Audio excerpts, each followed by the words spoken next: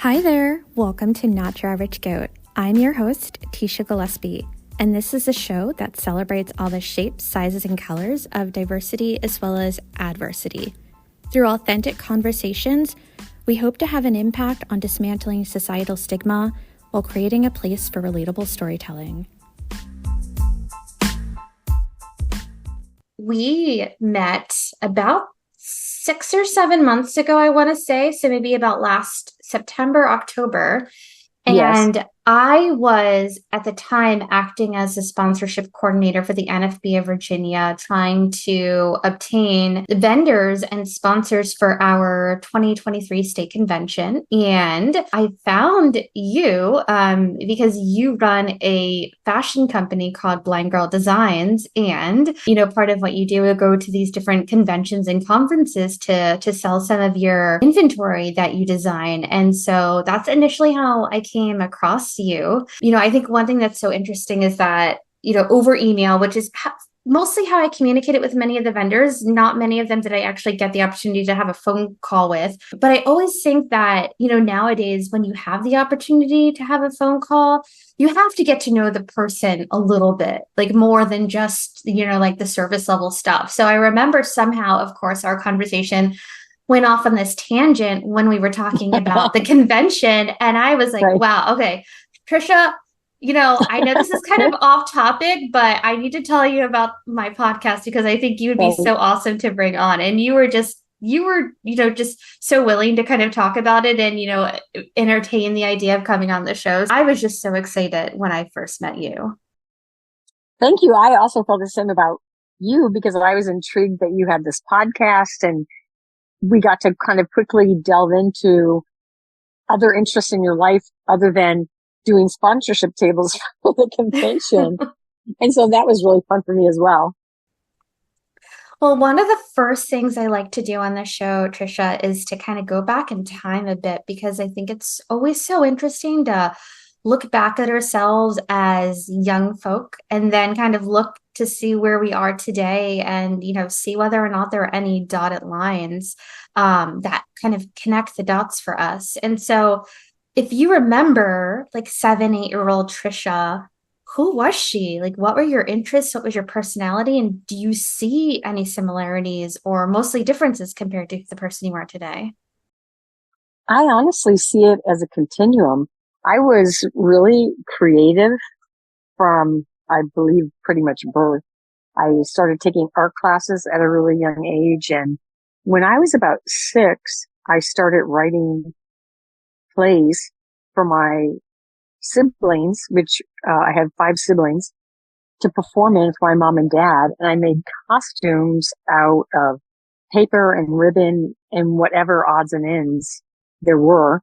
And then we would perform them in the basement for my mom and dad and whatever other random adults were around. So, but at the time, interestingly, and to this day, I am actually quite a shy and socially awkward person. And that may not come across to most people. As a matter of fact, that will be shocking to many people. But I have to say my ability to communicate and be comfortable in social situations is completely learned over my lifespan. I am very sensitive, and so I've learned to build a shell around myself to protect myself. And I don't think that's particularly unusual with creative people because it's the thing that makes you be able to be so wildly creative. I loved reading. I started reading at a really young age, probably 3 or 4. And that really has never stopped. Other than now, I listen to audiobooks. I loved color. I loved theater. I always wanted to be an actor or director. And in fact, I have a degree in theater. And so it's really interesting to me that the things that I am now are what I was from my early childhood. I love that you would write plays for you and your siblings to put on for your parents. That's so cool. I thought that was a very normal thing to do. And none of my siblings thought it was weird. So I just thought, what the heck? It never occurred to me until I got a little older that other people didn't read when they were 3 and other people didn't write plays when they were 6. And I didn't have any idea. No one in my family ever commented on it one way or the other. So I just went with it. Do you remember any of the plays that you wrote? I don't remember the content. I just remember this one set of costumes that I was just, over the moon about. And that was, we had those huge pads of paper that go on the easel. They're really large. They're, probably 2.5 feet across and 3 feet tall. And I cut them into the shapes of hearts. And then I used red ribbon to make, attach the front and the back to make shoulder pieces, and then ribbon to make side pieces, so that everyone in my family that was in the play had these hearts on for it must have been a Valentine's Day play. And again, I don't remember the content. I just remember the whole thing of, writing it, training and teaching, rehearsing, and then having the costumes. But these particular costumes I thought were just incredible because everybody had, these big, huge paper hearts on. And I remember my parents being wowed by the fact that, I built this entire set of costumes from paper and ribbon, and that everybody had their songs memorized and their little dance memorized and whatever the story was. So yeah, I don't. But I always, was singing, making up songs, making up stories my whole life. That has, again, still not stopped. That's so impressive. I didn't realize there was songs and dances to go along with it. That's really impressive as a 6-year-old. So, my family is, Irish. My grandparents, my father's parents were Irish immigrants, and my mom was first generation. And so in the Irish culture, there's a huge amount of singing and dancing. That is just a big cultural thing. So from, birth, I was surrounded by, and we lived in Chicago when I was little, which has a huge Irish immigrant population. And so I was always surrounded by people who were singing and dancing. My grandmother could play any song by ear.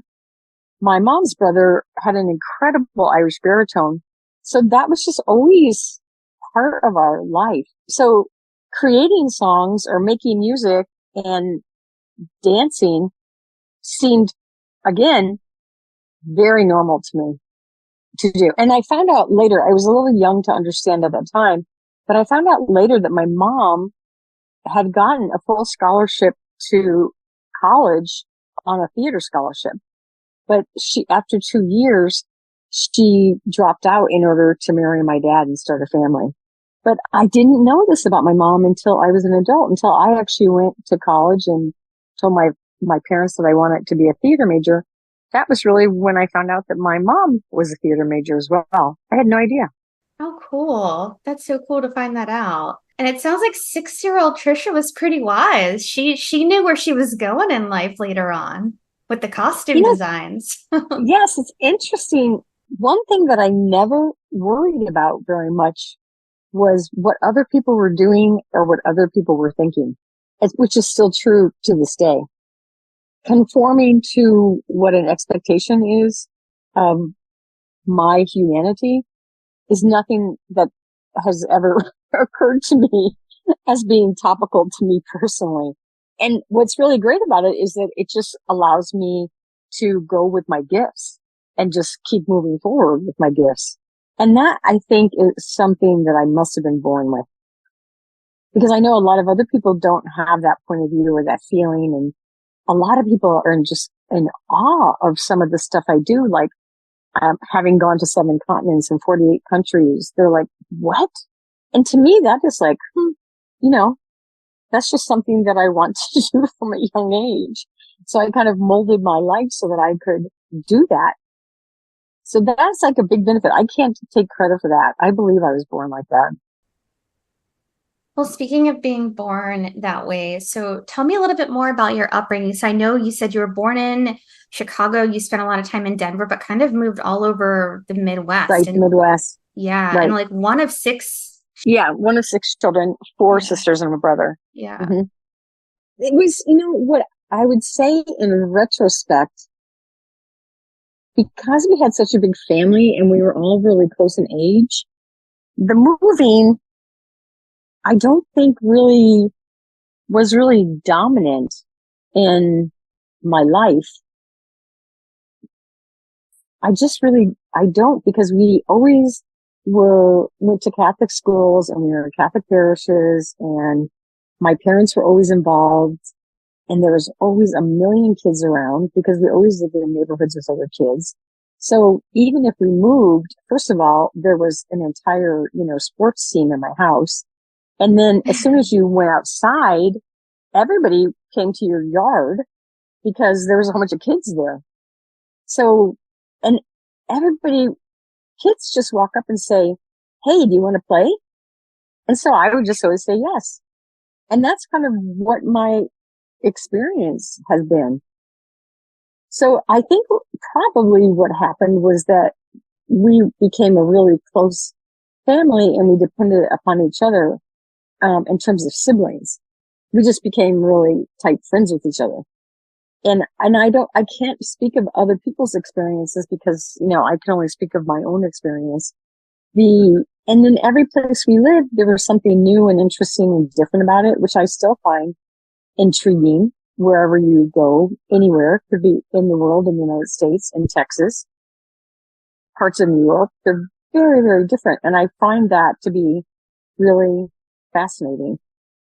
I also learned that there is no one way to do anything because every place that you live and every house that you live that's different allows you to know that there's a lot of different ways to live your life. And that has really stuck through my entire life. I love that. Just having that exposure to different communities. And I Yeah, I imagine that think, each community, even though you were in the Midwest for most of it, I imagine there was still some like uniqueness to each place that you lived. well, and we lived in Kansas City and they had a kids area in the stadium for the Chiefs. And so that were all kids boosters. You got a t-shirt and I think a little flag or something. And so my parents signed us all up and they would sit in the adult section and the kids section was monitored by adults. And so we would go to the games, which at that time were much more affordable, I think, than they probably are now. And we would cheer, for the Kansas City Chiefs. So it was really fun. A few months ago, I was in Denver to visit my mom and two of my sisters were there and we all watched the Super Bowl with the Chiefs in it. And it was riveting, because we had this deep history from when we were little kids with them. And then on the flip side, we lived in Minnesota only for a year, but at the time, Edina was still, a pretty new subdivision and all of the backyards sloped down and formed an indentation. And someone in that area called the fire department and asked them to flood the backyards and create a skating rink. And so they did. The fire department came and they flooded the whole area between like these 8 houses in the back and made a skating rink. And we would come home from school and we would skate until we had to eat dinner till 6, even though it might get dark. Everybody's lights on the back of their houses would come on and we would just skate. All I can remember about Minnesota was playing outside in the snow and skating every single day, sometimes 2 or 3 times a day. And so culturally, it was fascinating. Every place that we lived was really, really different. That's so cool. I've never heard of Yeah, that before. I've never heard of that. When I tell people, even in Minnesota, they're like, "What?" And I'm like, "This is 100% true. We absolutely did this, and it was a blast and a half." So I was one of seven girls, and I know that Oh, for me, there was never a dull moment in my house. Like there was just having, especially when we got into our preteen and teenage years, there's always just so much drama going on. yeah. Did you experience that with your sisters? This is so interesting. I talked to somebody else who grew up with all girls, and they said the same thing. So this is the interesting thing. My brother Bob was 14 months older than me. So, and the twins were 2 years younger than me, and my sister Mary Alice was about a year and a half older than Bob. She was kind of, the oldest and the more grown up. And Bob and I were both just adventurers. And so I hung out with Bob all the time. We did adventures and we, climbed on cliffs and went down mud things. And so I was really tight with him. And in fourth grade, he flunked fourth grade. And so we were actually in the same grade from fourth grade on. So we were just, he was there when I was born. And so really the whole emotional drama with all of the girls, I feel like to a great extent eluded me because I was, throwing rocks and, running around with my brother. So I feel like I maybe didn't get really hooked into all the drama stuff. Although there was who borrowed my shirt and Oh you're supposed to yeah. wash it and return it. And it was under somebody's bed on the second floor. I mean, that is just the nature of having sisters. Same with makeup, any of that kind of stuff, happened for sure. But in the meantime, I just don't feel like I wasn't in that, kind of emotional frenzy all the time. And the other thing was because I was, starting to do theater at a young age and, always took gymnastics and diving and art classes. I had a lot of interests and I did a lot of stuff. So I feel like, again, the whole girl thing and the mean girl thing, somehow it just didn't really register to me. I have a really big pragmatic streak. So even though I can observe it and see it, I don't feel like I really got negatively affected by it. I just kind of more observed it like, wow, that is dramatic. Just as an observational thing as opposed to internalizing it. That's awesome to kind of like have that sideline role in a way and not be in the middle Yes. of it. Yeah. Yes. And I think partially being socially awkward and not really being in tune with what everybody else was in tune with because I was kind of following my own path.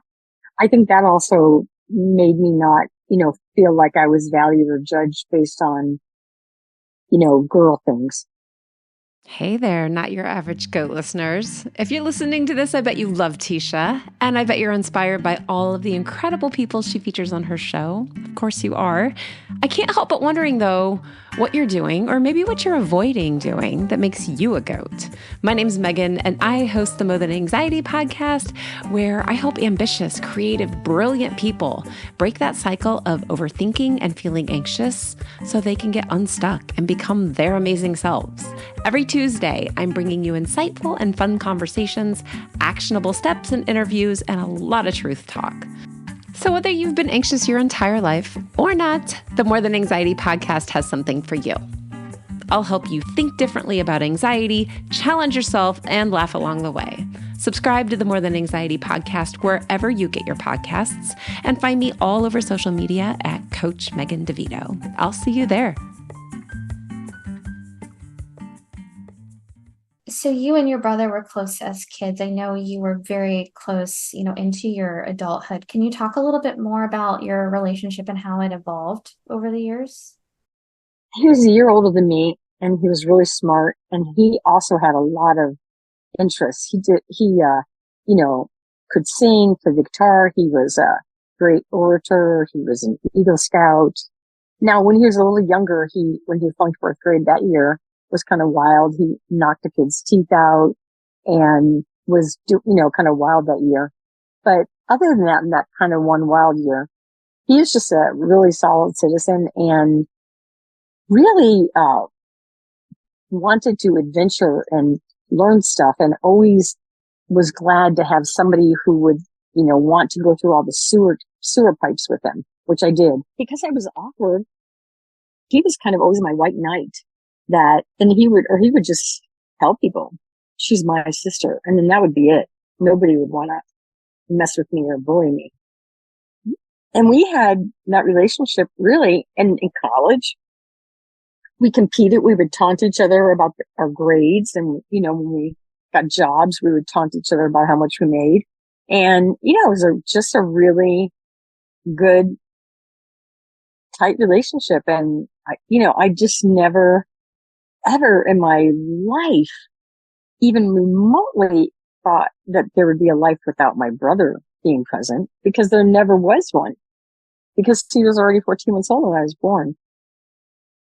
So he was a great guy. I really, loved him, and he taught me a lot of stuff about the world from a kind of a guy pragmatic point, which I found later to be really helpful in business. And in college, in the big world in college, he also gave me kind of a different point of view than I had myself. So part of having him as a brother and a friend is that he was a different person than me, had a different point of view than me, different skill set. He was, a wrestler, and, he just did a lot of different things than I did. And so our point of views weren't necessarily the same, but they're both valid. And so I learned from him to be open and listen to, and it doesn't mean you have to follow somebody else's point of view, but to be open to other people's point of views, because everybody has a different life, different events that happen in their life. And so that informs them a little bit differently. And that has been something that I have, used consistently throughout my life.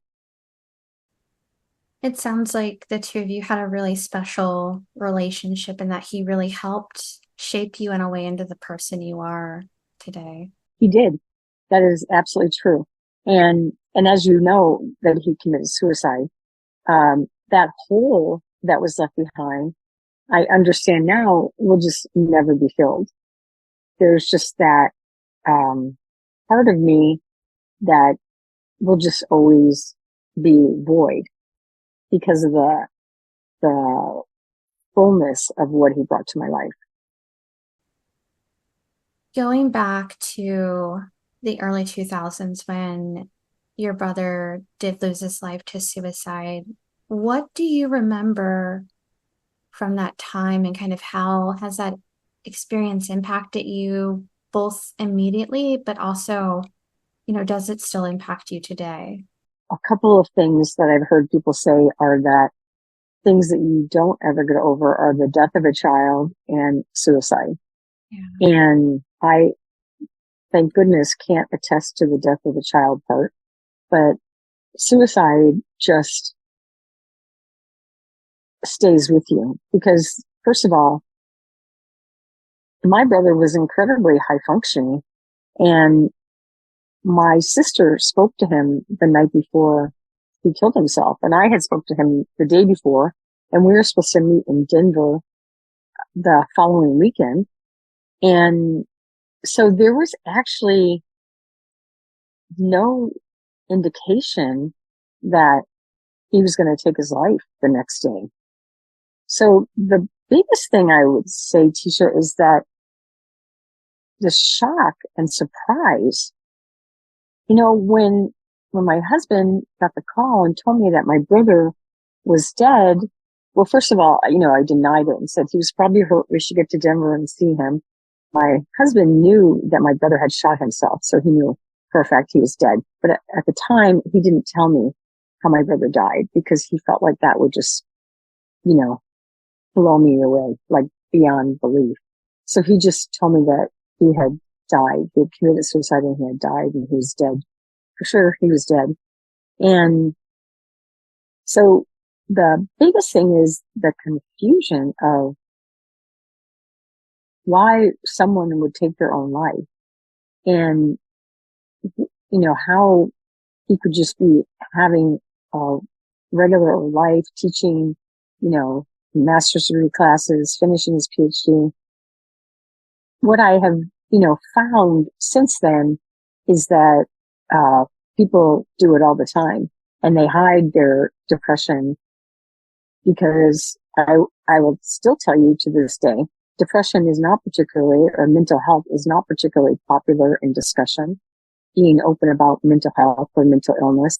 And people, cleverly learn how to disguise their mental health problems to anyone on the outside because of the possibility that they'll be, somehow stigmatized. And that is, something that since that happened, I have talked to many, many people who have had suicides in their family or recent suicides or have a child that is saying that they want to kill themselves. And so I've really, been very open about it and tried to use my experience to help other people because, the word kind of, get out in my social group that I'm willing to talk about this very uncomfortable subject. And I've become very, very much an activist about mental health and talking about mental health and reaching out to get help. So the big picture in the end is that it's always there. It makes me so much more compassionate and empathetic towards every other person on this planet and has really caused me to step back and not to judge other people, how they're feeling or how they're expressing themselves, and has made me much more approachable. Because what I discovered is that everyone has something. There's something that's happened in their life or their family that is really, really difficult, and they may not feel comfortable talking about it because it's taboo. And sometimes people tell me other things that are totally unrelated to suicide, but that they feel like they can't really discuss, but they perceive that I'm not going to judge this. And just the ability to talk out loud about something that is distressing to another person and not be judged, I feel is a really healing part of life.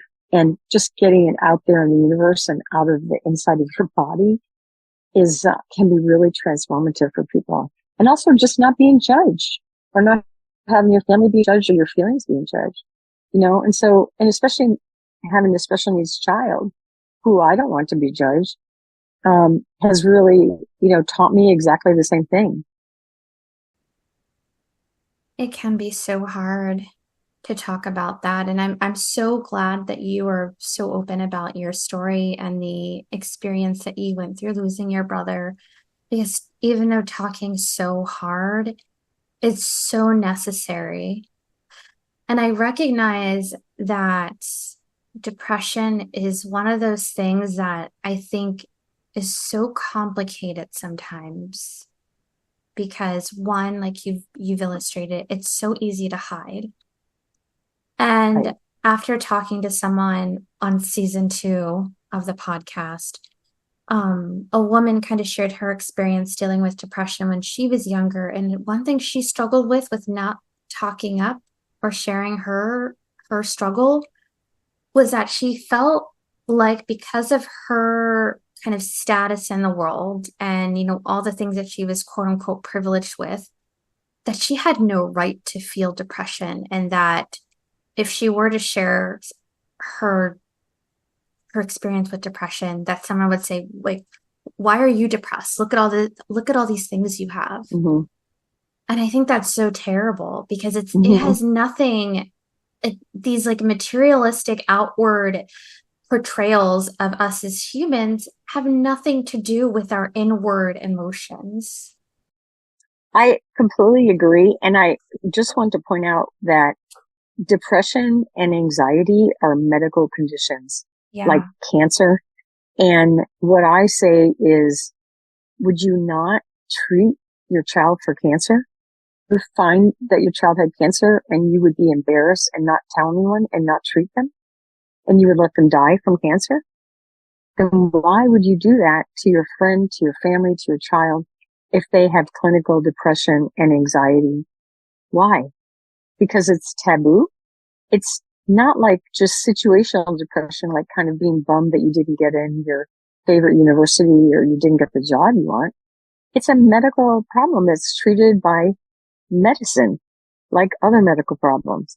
And I think it would be really great if that was generally embraced in our culture so that so many more people could get medical help for their clinical depression.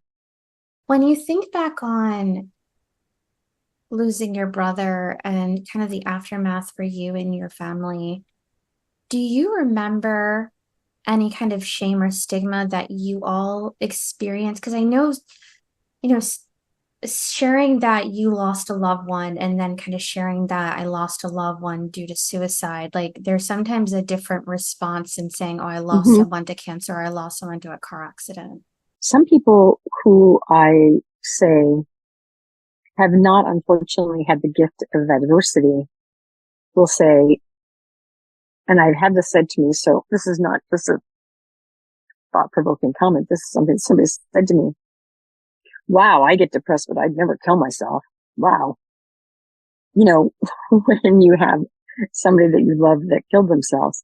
And then there are other people who have had just more adversity and understanding in their lives, who are just really compassionate about it and understand that the nature of grief and loss are the same, whether someone died of a different medical problem or in a car crash, or so many ways that people die at, early ages where it's a really unfortunate and surprise death.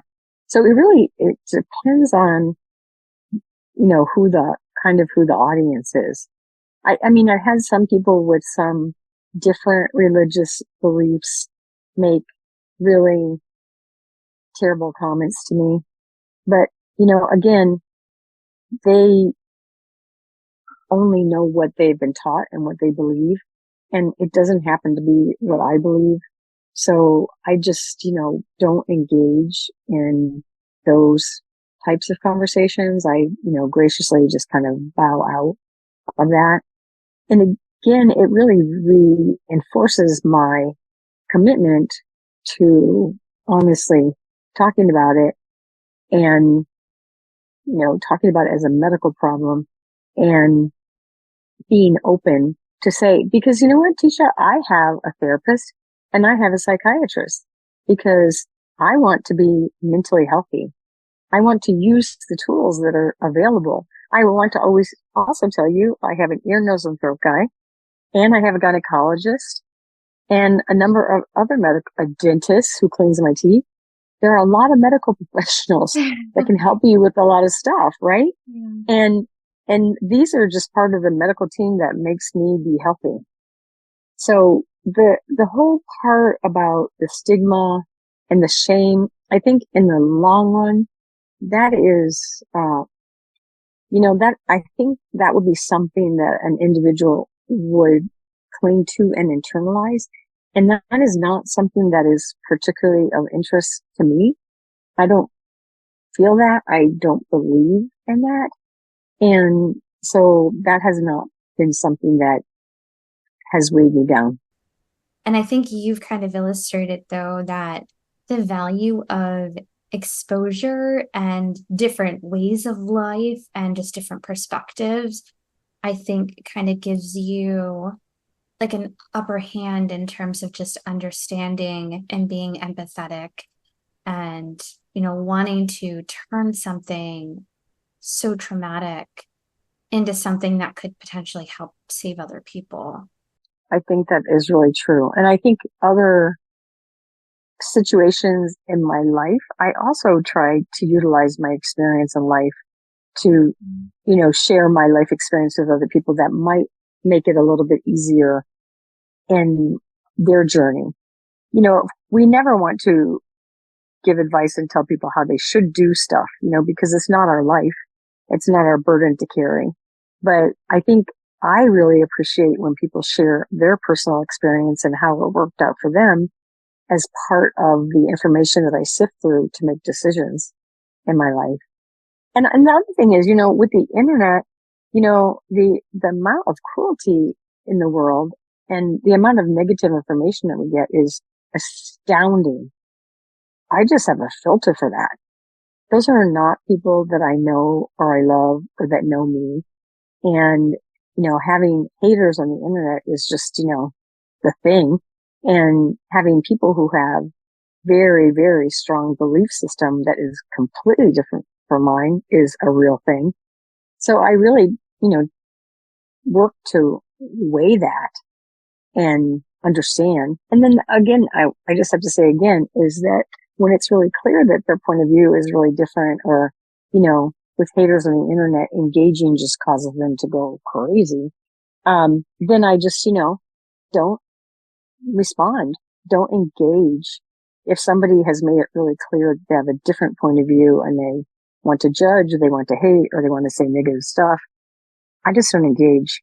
There's just nothing healthy about that at all.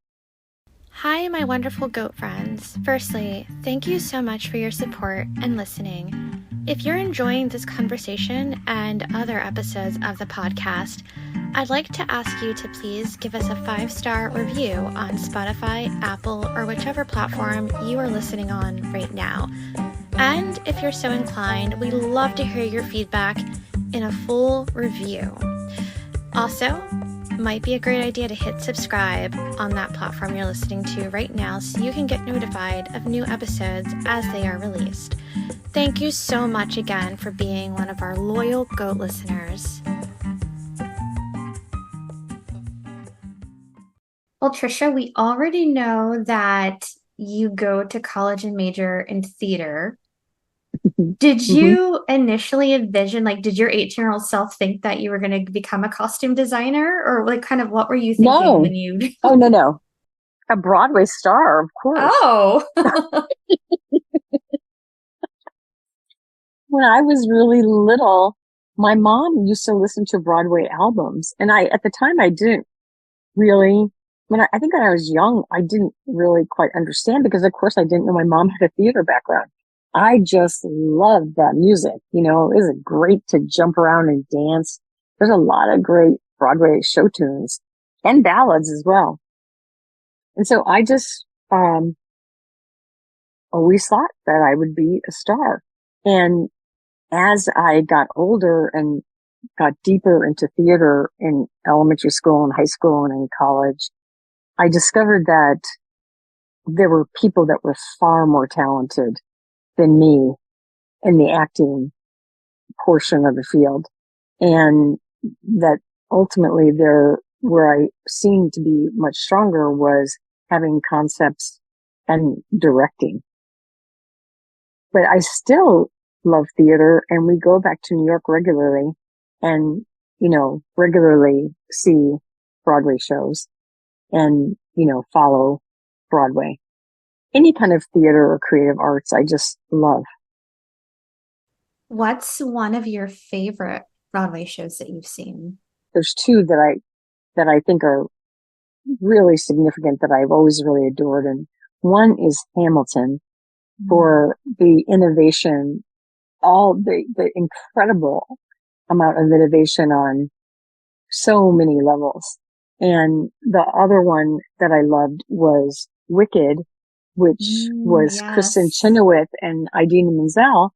And I saw when they both were doing those parts at the time when Idina Menzel wasn't the incredibly world famous person that she is right now. She was, originating this role. And again, the storytelling was from such a different point of view than the traditional Wizard of Oz story. And the staging was, again, a huge departure from traditional Broadway staging. So, and plus I usually love to see shows and previews, which I did, with Wicked. And then I like to go after it opens because there's quite a bit of change. And I love the evolution. I love to watch the evolution of a Broadway show from previews to, after they open. So those two shows, I just really love the music of both the shows. I love the voice of the performers. I love the staging, and they're both very nuanced and emotional. And I really like that. Wicked's a good one. I didn't see it on Broadway, but we have a really nice, I grew up just outside of Baltimore, and we have a nice theater called the Hippodrome, and they put it on there, and it was a spectacular show. We went with my in-laws, my husband's mother and her fiance.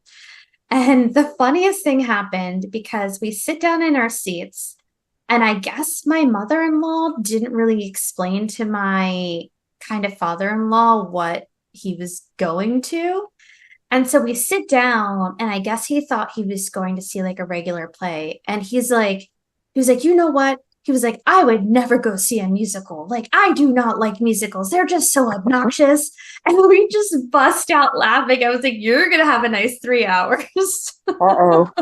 How did he like it though? Did he hate it or he liked it? He actually liked it. I think people who have never seen musicals, I think they just have this idea of them being super dorky, and I don't know, but he actually ended up liking it. I personally really liked Wicked. It was a good show. So you thought originally that you were going to become a Broadway superstar. But kind of shortly after leaving college, you got a job at a department store working as a jewelry merchandiser, and you actually Right. kind of moved with the change pretty quickly to become like a high-end buyer, and you started designing your own product and like going all over the world essentially. So you have to tell me kind of like, how did this career progression like even happen? Because that's really incredible. So I married my husband, Tom, who I'm still married to, after college, and we moved to St. Louis, and I applied for an MFA program, which I was accepted to, but it was a 3-year program. And a lot of my friends were in MFA programs, and the commitment is, 3 years of the program and then another good 10 years of being a gypsy. And that just, seems like a really long commitment to poverty. One of the things about being in the theater is it's not really, or any of the arts, it's not really about the money. It's about the passion. And when I thought about continuing this, I thought, I don't think so. This is not, I don't think I want to commit my entire life to this. And so anyway, we were, young and poor. So I interviewed for jobs, and I got a job at a carriage trade department store, and I was like put in the jewelry department, which was, kind of high end costume jewelry. And I just started rearranging the cases every day and pitching, selling to customers. And I just did a really great job. And I had never particularly thought of myself as a salesperson, except for having been brought up in Catholic schools, and that you had to sell Christmas wreaths and boxes of candy. And, we were always selling something. So that seemed pretty natural. And my dad had started as a salesman. So it all seemed pretty natural because I was really providing a service. It wasn't like selling a used car or something. And they came to me and asked me if I wanted to be an assistant buyer. This actually happened. And I had no idea what that was. I said, does it pay more than this? And they said, yes. And I said, yes, I want to be an assistant buyer. So I got promoted and went upstairs to the offices and became an assistant to this, oh my gosh, incredibly glamorous woman who wore beautiful clothes every day and on the phone to, vendors in New York, and every month or 6 weeks would, fly to New York to go to market. And I was like, what is this? My gosh, New York. If you go to New York every 6 weeks, you can see Broadway shows. So at the time, I would say I would not ever have told you I was highly skilled in math, but it turns out that math is just logic. It's pretty concrete stuff, being able to do markup, markdown, turnover, all of retail math is very concrete. It's not like geometry or anything. And so I made it my business to learn everything that she was doing and figure out what her boss did and what his boss did, and to really understand what the food chain was in this whole merchant thing. So that is really my entire story. Tisha, my whole career, that has been my entire story.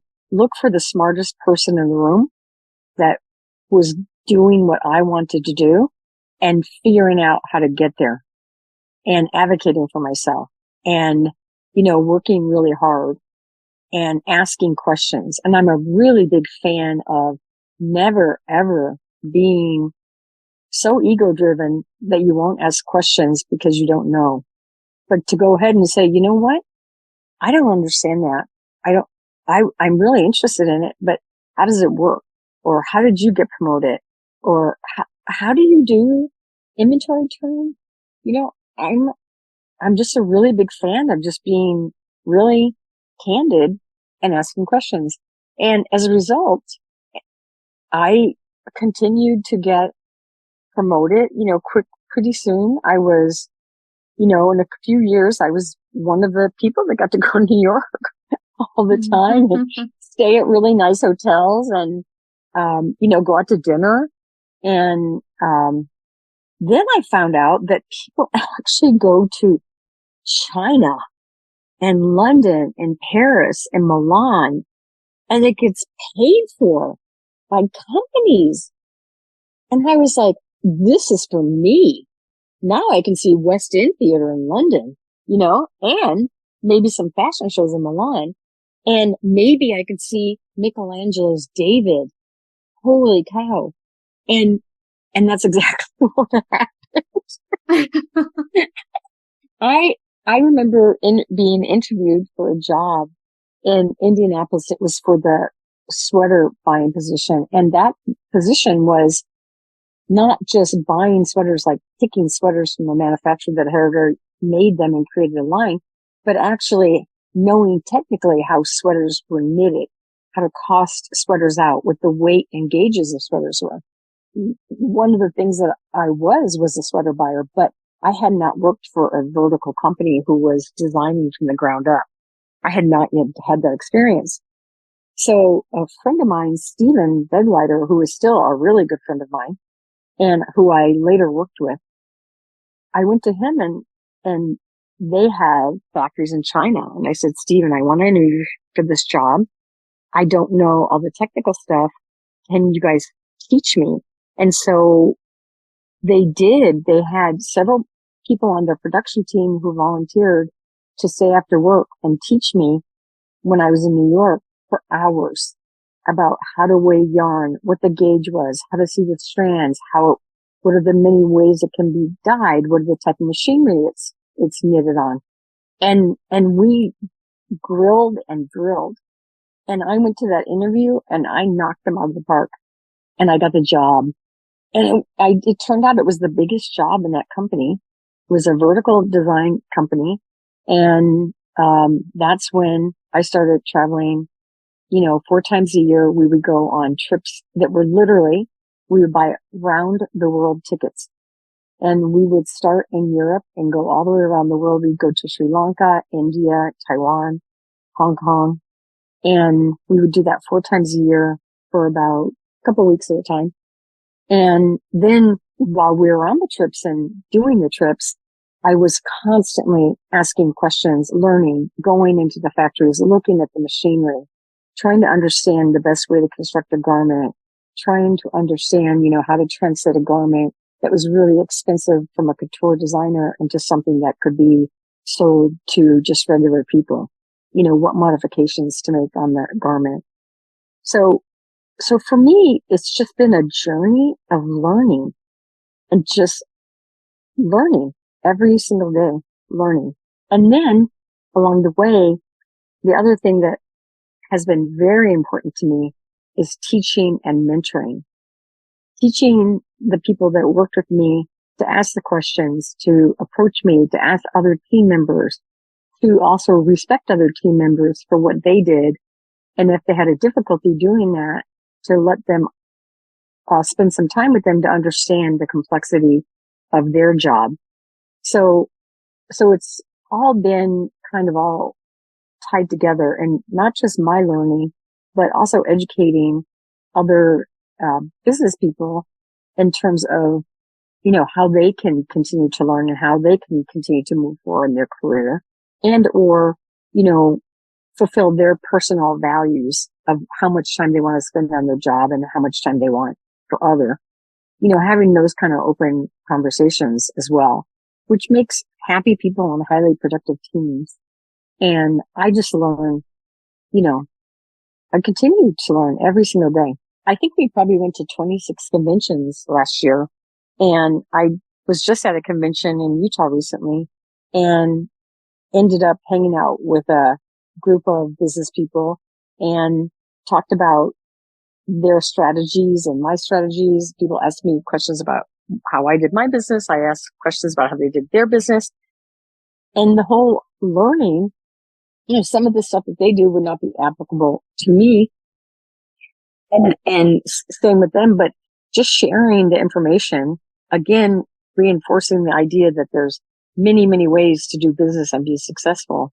And it's always fascinating talking to other people who are enthusiastic about what they're doing and always willing to share and help and or mentor you as well. As long as you have that attitude, the people around you will also want to help you and mentor you because you're coming to them with that same point of view.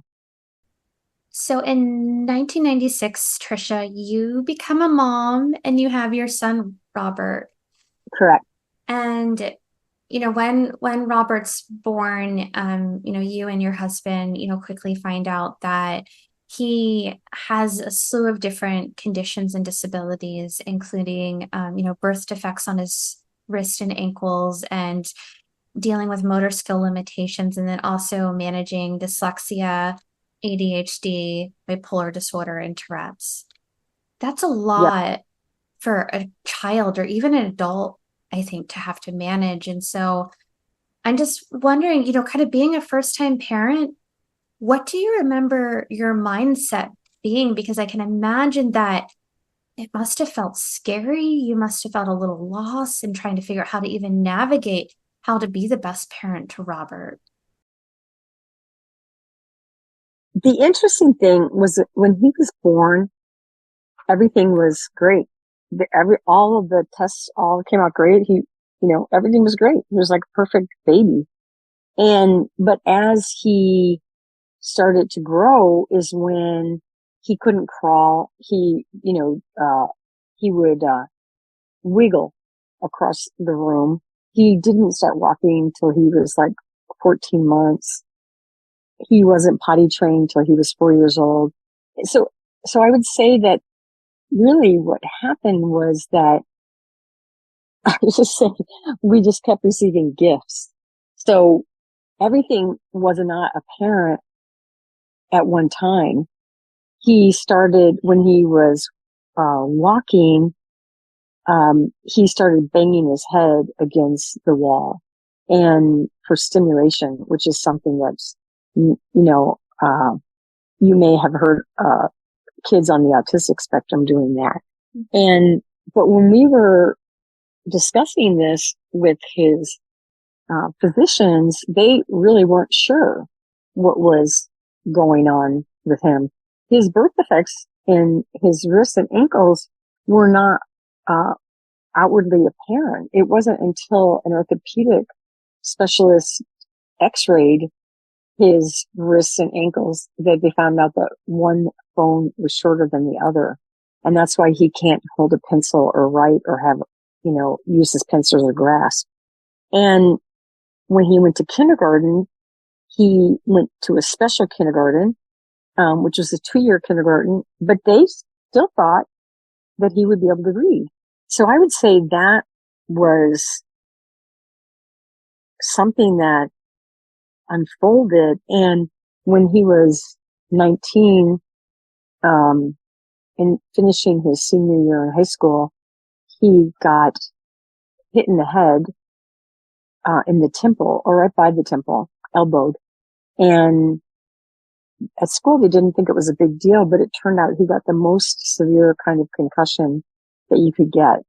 And we ended up taking him to a special sports doctor for this. And he had to be out of school and he couldn't use a computer and he had sunglasses on. During this period, about 3 weeks after that, he went to my husband and said, something is wrong with my heart. Hi there, this concludes part 1. Be sure to tune in to part 2 next week to catch the second half of this incredible conversation.